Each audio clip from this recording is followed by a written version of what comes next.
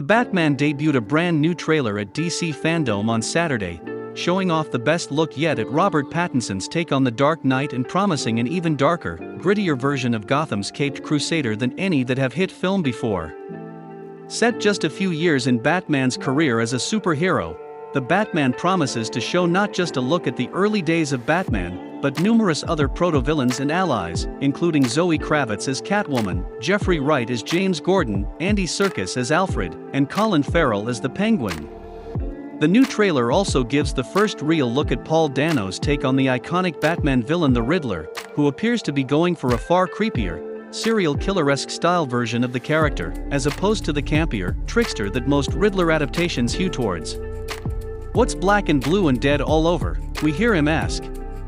An opening shot in the trailer shows a man we see only from behind sitting at a diner counter drinking a cup of coffee when the cops arrive. He puts his hands up, they slam him on the counter to cuff him, and as he's taken away, we see the unmistakable sign of the Riddler in the foam of the latte he leaves behind, a question mark. This latest trailer gives a much different vibe than previous iterations of the Batman saga. It balances light and dark in a way that gives it almost a film noir effect. We don't learn a lot more about the characters, but we definitely get the sense that this younger Batman hasn't quite identified as a hero just yet.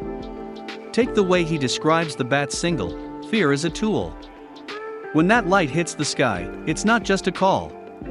It's a warning.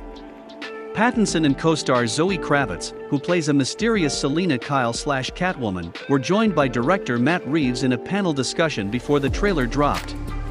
Pattinson said this version of the caped crusader really knows what he's doing when he puts on the cowl. He's a bit out of control. He hasn't really defined what Batman is, he's becoming this sort of odd creature.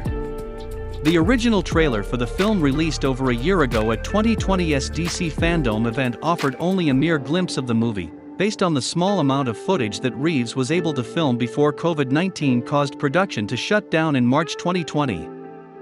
Filming was also forced to pause again in September that year, just a few days after production had started up again when Pattinson tested positive for COVID. It's been a long road to theaters for the Batman. The film was originally intended to hit theaters on June 21, but was pushed first to October 1. It's now slated to open in theaters on March 4, 2022.